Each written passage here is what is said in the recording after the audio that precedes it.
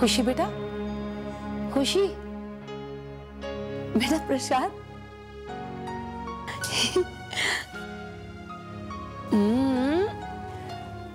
खुशी, तुमने ये कॉइन क्यों उठाया?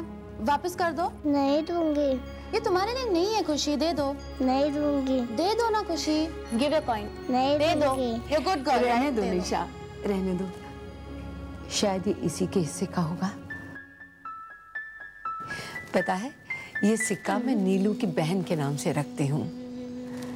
ये भी तो नीलू की बहन जैसी ही है ना?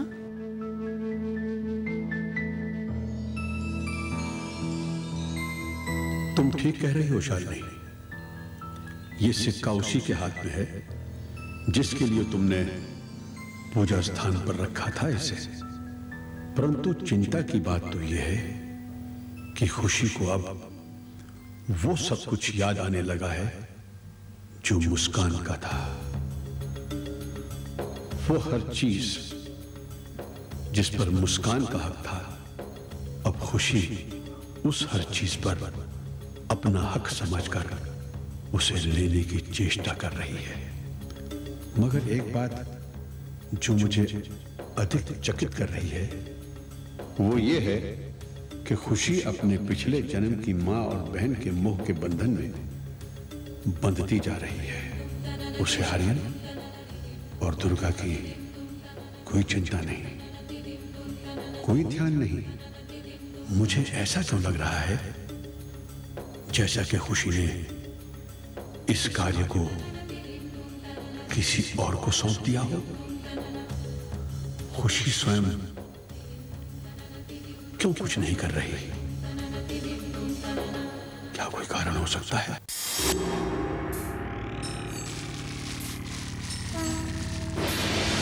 मुझे समझ आने लगी है कि ये ताकत खुद होकर कोई कार्य क्यों नहीं कर रही है, क्योंकि उसके हिस्से का कार्य तो मैं कर रही हूं। ये ताकत, ये आत्मा जो भी है, नहीं चाहती कि आर्यन और दुर्गा का साथ बना रहे, और मैं भी इसी साथ को तोड़ने के प्रयत्न कर रही हूं।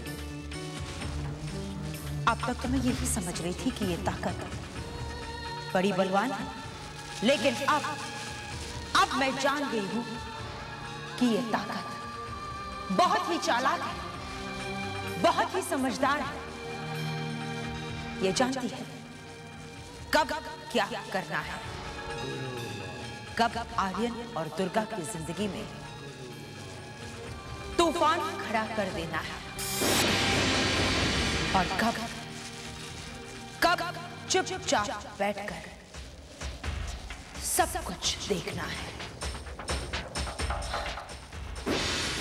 चुपचाप।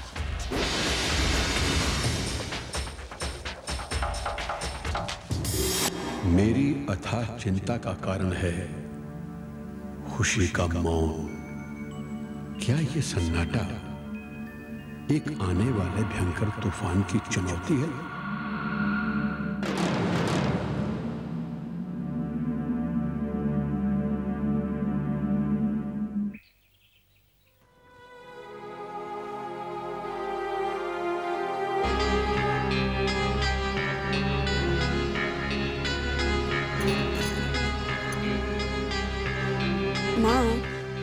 अब दुर्गा को आर्यन के पास हॉस्पिटल भेजने के लिए क्या बहाना बनाऊं, कुछ समझ में नहीं आ रहा।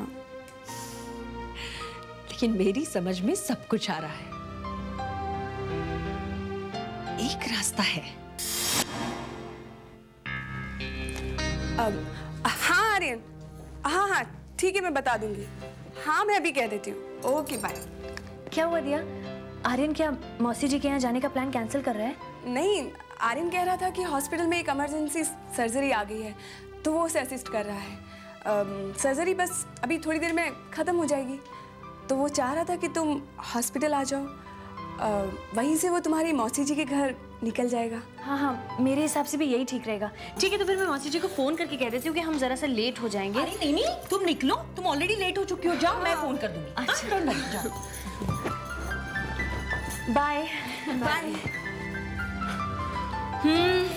अब दुर्गा की मौसी जी को फोन करके बता ही दूं कि दुर्गा और आर्यन तो आ नहीं पाएंगे क्योंकि आर्यन की कोई इमरजेंसी सर्जरी आ गई है। डॉक्टर के लिए ये बहाना हमेशा के लिए अच्छा होता है।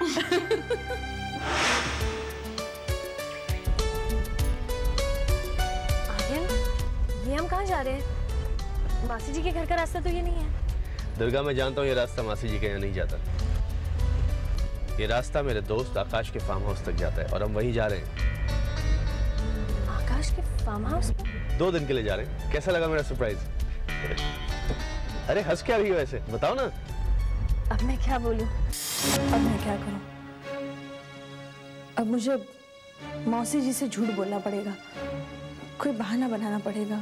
हाँ वो तो है। अरे पर सुमित्रा, रोमांस में जब तक एक्साइटमेंट ना हो ना, मजा ही क्या है। अब देखो ना, घर से निकलो मौसी जी के घर जाने के लिए और पहुंच जाओ वाह, एक रोमांटिक सी जगह पे जहां सिर्फ रोमांस ही रोमांस हो, जैसे हमारे आर्यन और दुर्गा करने वाले हैं। आप उन दोनों के बीच में no disturbance, no emergency call, कुछ भी नहीं। आर्यन तो अपना मोबाइल भी बंद रखने वाला है। बस वो दोनों होंगे, तन्हाई होगी और रोमांस होगा। वाह क्या सीन होगा, है ना? अरे पर सुमित्रा, तुम्हारे चेहरे पर इतनी टेंशन क्यों? नहीं तो मम्मी दी, मैं कहाँ टेंशन में हूँ। हाँ, टेंशन में होना भी नहीं चाहिए। Good girl. जो हुआ है वो ठीक नहीं हुआ। अब दुर्गा ही कोई बहाना बना सकती है।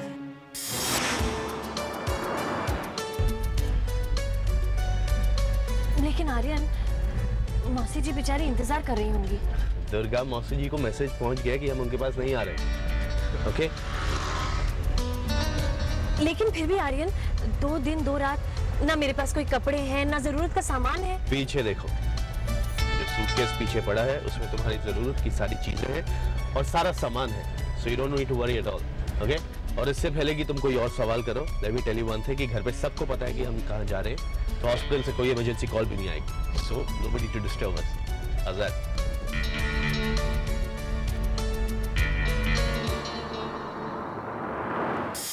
नहीं सुमित्रा, नहीं, अब मैं कुछ नहीं कर सकती। मैंने तुम्हें एक कार्य दिया था कि तुम्हें देखना है कि आर्यन और दुर्गा एक दूसरे के करीब ना आ सके। उन्हें एक दूसरे से दूर रखने के लिए कहा था मैंने, कहा था ना? और मैं हवन कर रही थी, लेकिन सुमित्रा तुम नाकाम रही और मेरा ये हवन निरर्थक हो गया। इसका मतलब है अब कुछ नहीं होगा, हम कुछ नहीं कर पाएंगे। हो सकता है, अभी भी कुछ हो सकता है, अगर वो शक्ति, वो ताकत चाहे तो। जब मेरी कोशिशें नाकाम रही, तब उस ताकत ने अपना कार्य कर दिखाया। देखते हैं सुमित्रा, क्या अब वो ताकत आर्यन और दुर्गा को एक दूसरे के करीब आने से, पति पत्नी के संबंध में बंध जाने से रोक पाएगी? क्या वो उनके रास्ते में बाधा डाल सकेगी? देखते हैं। दुर्गा इस बार इतना फुल प्रूफ प्लान बनाया है कि कोई भी हमारे बीच नहीं आ पाएगा। वहां सिर्फ हम होंगे और खूबसूरत सा मौसम। और तुम देखना, तुम्हें अपने सीने से लगा कर रखूंगा, बिल्कुल भी दूर नहीं जाने दूंगा। गहरी सोच में डाल दिया उस शक्ति ने मुझे, बहुत गहरी सोच में, कि वो इस वक्त क्या कर रही है, क्या सोच रही है।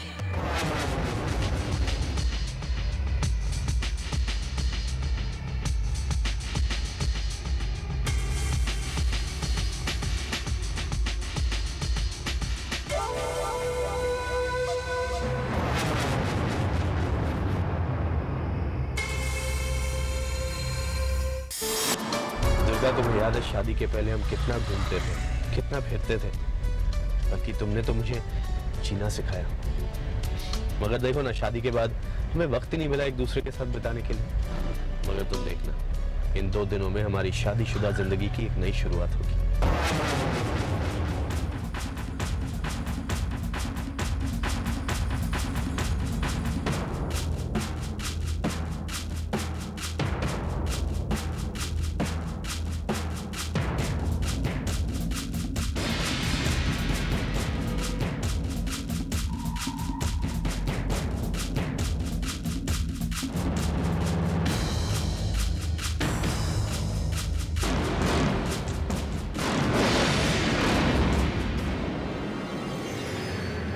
रास्ता ढूंढ लिया है उसने और इस वक्त अपना कार्य कर रही है।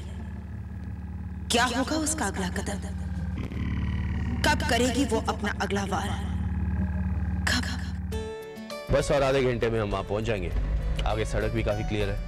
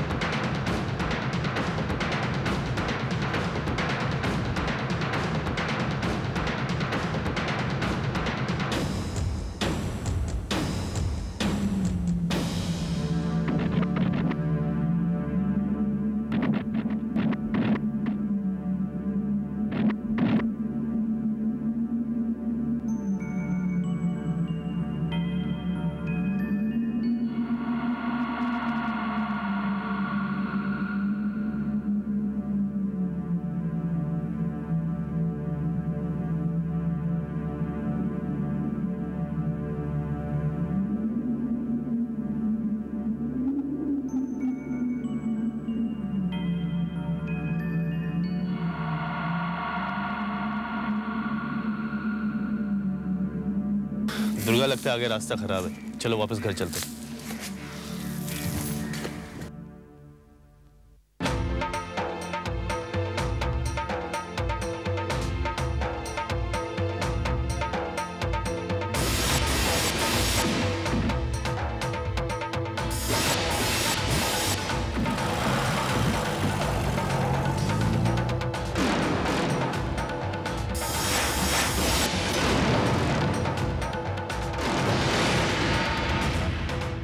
वाह, उस शक्ति ने अपना वार कर ही दिया। फिर से सफल रही है वो। प्रणाम प्रणाम करती हूं उसे। उस शक्ति के आगे अपना मस्तक झुकाती हूं। प्रणाम। फिर से नई मुसीबत, नई अड़चन। आर्यन, मुझे तो ये बात बड़ी अजीब सी लग रही है। माँ, अजीब बात तो आप कर रही हैं। ये क्या गलत मतलब निकाल रही हैं आप? अड़चन, रुकावट? मम्मा, पिछली बार जब हम वापस आए थे तो उसका कारण कुछ और था। मेरी वजह से पिछली बार वापस आना पड़ा। मगर इस बार तो पहाड़ से पत्थर गिरने लगे, मेजर लैंडस्लाइड होने लग गया। तो आगे तो जा नहीं सकते थे। आप क्या चाहती हैं कि? मैं नहीं चाहती कि तुम किसी खतरे में फंसो, लेकिन हाँ, मैं ये जरूर चाहती हूँ कि तुम दोनों एक दूसरे के साथ वक्त बिताओ, एक दूसरे को समझने का वक्त दो। नई नई शादी है तुम लोगों की। मम्मा, आप इतनी फिक्र करना छोड़ दीजिए। और अगर आप कुछ ऐसी वैसी बात सोच रही है तो ऐसी वैसी कोई बात नहीं है। पापा, आप ही कुछ समझाइए ना मम्मा को। आर्यन, दुनिया की सारी माओं की एक ही तरह की सोच होती है और सोच के साथ होती है फिक्र। मृदुला, आप इस टॉपिक पर बात करना बंद कर दो और छोटी छोटी बातों के बड़े बड़े मतलब निकालना भी छोड़ दो, समझी? मैं दुर्गा को खुश देखना चाहती हूँ, बस, और कुछ नहीं। मम्मा, दुर्गा खुश है, इसका क्या मतलब? आप खुश देखना चाहती हैं? देखो आर्यन, हर लड़की का शादी को लेके कुछ सपना होता है, 100 अरमान होते हैं, तमन्नाएं होती हैं। दुर्गा ने भी अपनी शादी को लेके कुछ सपने देखे होंगे, लेकिन जब से तुम दोनों की शादी की बात हुई है, या जब से शादी हुई है, तब से कुछ ना कुछ हो रहा है। भगवान करे मैं गलत हूं, लेकिन बेटा आजकल मुझे दुर्गा के चेहरे पर मुस्कुराहट का रंग कुछ कम नजर आता है। हर पल दिल पर एक बोझ सा रहता है कि मैं एक अच्छी पत्नी नहीं साबित हो पा रही हूं, कि मैं अपना पति धर्म नहीं निभा पा रही, और फिर हर वक्त आर्यन से झूठ बोलना पड़ता है, छुपाना पड़ता है। उस वक्त मेरे दिल पर क्या बीतती है ये सिर्फ मेरा दिल जानता है। और फिर एक डर सा भी बना रहता है कि अब मेरा झूठ पकड़ा जाएगा, अब मेरा झूठ पकड़ा जाएगा। दीदी, मेरे दिल का ये हाल है और आप मुस्कुरा रही हैं। दुर्गा, कौन कहता है कि तुम पत्नी धर्म नहीं निभा रही हो? कौन कहता है कि तुम अच्छी पत्नी साबित नहीं हो रही हो? इनफैक्ट तुम वही तो कर रही हो। इतना बड़ा त्याग, इतनी तपस्या, इसका फल तुम्हारे पति को ही तो मिलने वाला है। पर दीदी, रोज रोज बहाने बनाना। दीदी, आपको यकीन तो है ना कि ये 40 दिन और 40 रातें जो हम एक दूसरे से दूर रहकर बिताएंगे, इसका हमें फल जरूर मिलेगा। दीदी, मैं तो बस यही चाहती हूँ और यही प्रार्थना करती हूँ कि आर्यन की किस्मत के सारे दोष दूर हो जाएं। हाँ बाबा, जरूर खत्म हो जाएंगे। और दुर्गा, मैं बिना विश्वास के तुझे कुछ बात करने के लिए कहूंगी क्यों? हाँ दुर्गा, ये 40 दिन की आर्यन की दूरी आर्यन के लिए क्या करेगी ये तो मैं नहीं जानती, लेकिन तुम्हारी किस्मत में जो आर्यन नाम का दोष लगा है ना, उसे जरूर दूर कर देगी। आर्यन से तो तू दूर हो ही जाएगी, पर अपने आप को तबाह होने से बचा भी लेगी। दीदी, ये आप क्या सोचने लग जाती हैं? कुछ नहीं दुर्गा, मैं तो सोच रही थी कि तुमने ये हॉस्पिटल का बहाना बहुत अच्छा बनाया। अच्छा दीदी, मैं जरा आर्यन को बता देती हूँ। नहीं, मैं बता दूंगी आर्यन को, तुम जाओ। Okay, bye bye. सिर्फ 37 दिन की और दूरी, और आर्यन और दुर्गा हमेशा हमेशा के लिए एक दूसरे से दूर हो जाएंगे, दूर हो जाएंगे, दूर हो जाएंगे, दूर हो जाएंगे। अरे खुशी, अकेले अकेले किस बात पर मुस्कुरा रही हो? लगता है आज खुशी किसी बात पर बहुत खुश है ना? अच्छा, तो मुझे भी बताओ। खुशी, मैंने तुम्हारा नाम मिस्ट्री डॉल रख दिया है। हो तो तुम इतनी छोटी सी, लेकिन तुम्हारे छोटे से दिमाग में पता नहीं कैसे कैसे बातें चलती रहती है। मैं तो तुम्हें नहीं समझ पाती। लो, आई थी मैं ये मैगजीन लेने और तुम्हारी मुस्कान में ही उलझ गई। Okay, see you sweetheart, good night.